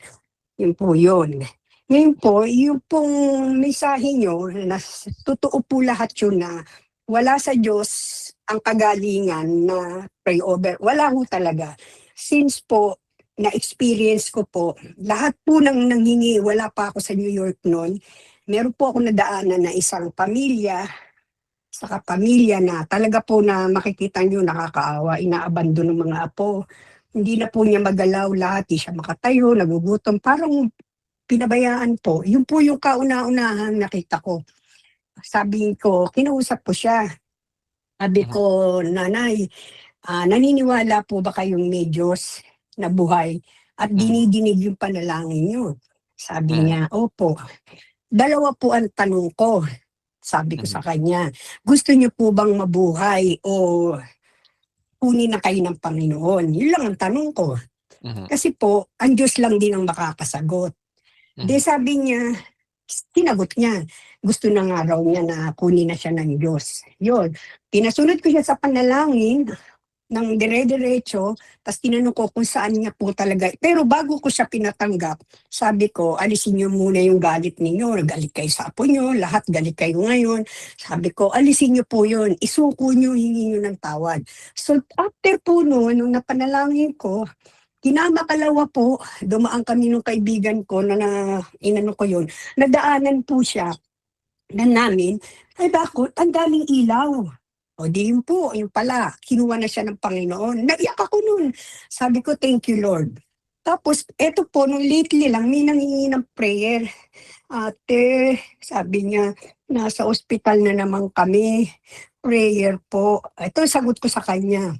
Sis Connie, wala akong kapangyarihan at wala akong kaalaman na pagagalingin siya ng Diyos. Pero ang tanong, ilang years na kayo nagsasuffer? Financial, pagod, oras. Pero hingin mo sa Panginoon ng Roma 8:28 kung anong ikabubuti niya. Wala akong pinag-pray na gumaling siya. Iningi ko lang, Lord, kung ano po ikabubuti, kasi kawawa naman po si Sister Connie, nauubos na po yung financial niya. Kung ano po ikabubuti, Lord. After 2 days uli, tumawag siya. Ate, wala na po ang kapatid ko. Di ba po tama? At yung pangatlo po doon, Pastor, sinasabi niyo na talagang walang kagalingan. Totoo po yun, kasi kahit kailan, hinako na nga, kinuha na nga Lord ng Panginoon, napako siya. Ang gagawin lang natin, may verse din yun eh. Ingatan ko kayo, ingatan yung sarili nyo. Hindi naman nagbibigay ng sakit ng Panginoon eh. So kung nando ka na sa sitwasyon na malala ka na o ano man yung nararamdaman mo, hindi na kasalanan ng Diyos yun, kasalanan mo. Di ba po? Kumbaga sa mga bawal, kagaya po nyo, o di ba, nami-maintain nyo na yung tamang pagkain ninyo. Kasi igagayad ka naman ng banal na espiritu eh.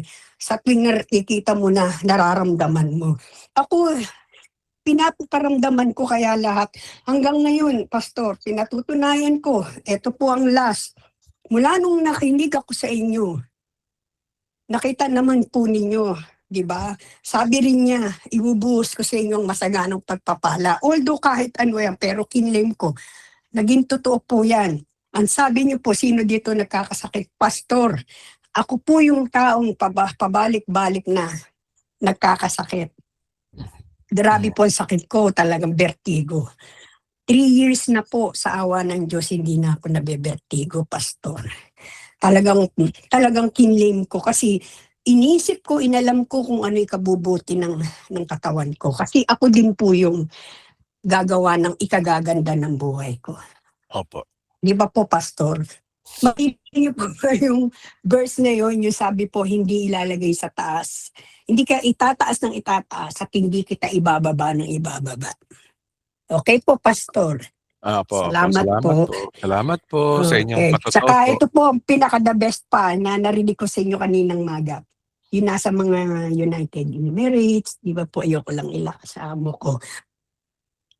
Napakagaling po, Pastor. Nakarating kami ng Dubai. Talagang smooth lahat, Pastor. Pagbalik, walang tigil yung cellphone namin, alarm, talagang grabe. Yes po. Minuto, alarm. Pero sabi niyo po, by the grace, thank you talaga Lord, nandito ako ngayon sa trabaho ko, 3 days na ako nagtatrabaho. Talagang binigay, sabi ko sa anak ko, anak, wala kang bakuang booking. Sabi ko, kung nananampalataya ka, hinahanap tayo ng tamang sasakyan, tamang pag-uwi ng Panginoon. Hintayin mo. In 2 days, 1 week po talaga na cancel. O diba, Panginoon, hinanap kami ng the best. Thank you, Lord. Thank you sa mga nakikinig. Magpatuloy lang tayo sa tiwala sa Panginoon. Thank you po. Amen po. So maraming salamat po Ate Marieta po. Salamat po. Namit ko na po yan si Ate Marieta na nasa Pilipinas siya. Dito sa Valenzuela kami nagkita. Mabait, masarap kausap.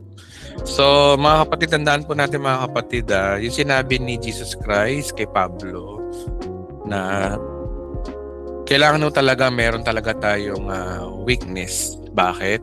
Kasi kung tayo ay perfect lagi tayong tagumpay lagi sa lahat ng oras, hindi tayo aasa sa biyaya. Kasi ang sabi diba ni Jesus Christ kay Pablo, my grace is sufficient for you. Nais ng Diyos kasi na umasa tayo sa biyaya talaga. Kasi tinan nyo, no, hindi iiral ang biyaya kung wala tayong mga kahinaan. Okay. Kaya kailangan talaga may kahinaan tayo. Kasi kung laging perpekto ang nangyayari sa buhay natin, hindi tayo aasa. Hindi tayo aasa sa Kanya. Baka dumating ang oras maligaw tayo. Pero kung merong kulang sa buhay natin na tanging biyaya lamang ng Diyos. Halimbawa, ikaw yung klaseng nanay na single mom ka, tumanda ka na hindi ka na naikasal, wala kang partner in life, pero okay naman lahat. Yun lang ang kulang sa'yo, partner in life. So, kalooban ng Diyos mangyari yan. Maaaring ikabubuti mo yan kasi maraming benefit kapag single mom. Maraming benefit kapag ikaw lang mag-isa. Ibig sabihin, no, natututo ka talaga na laging umasa sa Panginoon. And I believe naman na sa kabila ng lahat na wala tayong partner in life, ay hindi naman nagkulang ang Panginoon sa iyo. So meron mga ganung buhay mga kapatid. Meron naman talaga na kompleto, maganda ang kanyang love life, maganda ang kanyang marriage life, pero financially medyo broke. Ikabubuti daw natin yung mga kapatid. Ganun talaga laging mga kapatid, laging may kulang. Hindi ito yung kagaya ng tinuturo ko dati na magiging perfectong buhay natin. Diyos ko, binigyan ko kayo ng pulse of nun mga kapatid. I'm so sorry. Sorry po talaga. Mahal na mahal ko po kayong lahat. Patawarin niyo ako kung nagturo ko ng ganun. Pero ngayon, kinokorek na natin. Kinokorek na tayo ng Panginoon. Ayoko na po kayong bigyan ng false hope. Mula ngayon mga kapatid, titingin tayo mismo sinasabi ng Biblia. Kung ano yung sinasabi ng Biblia, doon lang tayo. Hindi na tayo mag-i-interpret. Hindi na tayo magbibigay ng kahulugan sa Biblia. Didiscover natin totoong sinasabi ng Biblia. So yun lamang po, maigpit na po ngayon ang Bride of Christ TV. Ako si Pastor Edwin, kami ni Pastor Harold at iba pang mga nagtuturo dito, no, na maigpit na po tayo ngayon sa exegesis lagi. Wala na po yung gaya ng dati na pabara-bara yung interpretasyon po natin ng Biblia. Kaya sa ngalan po ng Bride of Christ TV, ako po si Pastor Edwin Francisco. Salamat po sa inyong pakikinig. Salamat po. Thank you po, Pastor. Good night po, Pastor. Salamat po. May bless po kayo mga biyaya. Thank you. Thank you po, Pastor.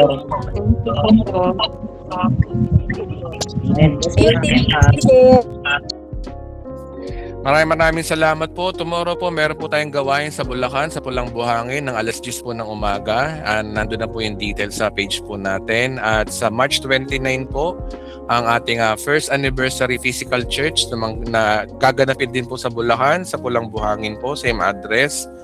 Yung gusto lang pumunta at mga may effort na gusto pumunta, bukas na bukas po kayo sa tahanan po natin dun po sa ating First Bulacan chapter po natin. Maraming salamat po uli. Enjoy your blessings po.